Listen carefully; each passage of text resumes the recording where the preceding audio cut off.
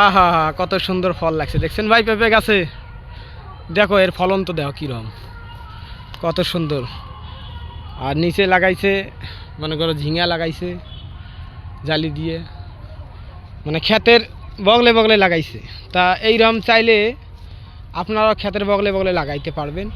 দেখেন কত সুন্দর ফলন, তো কেউ এখান থেকে মনে করো যে চুরি বাটপারি করে না। দেখেন কত সুন্দর,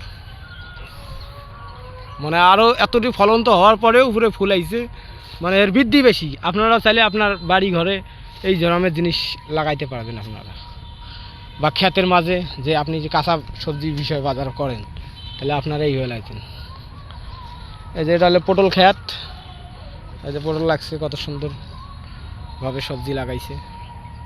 সবজি আমাদের লাগা উচিত, আমার যে আশপাশে জমি জমা আছে খালি না রাখিয়া এইভাবে সবজি রাখাটা খুব উচিত।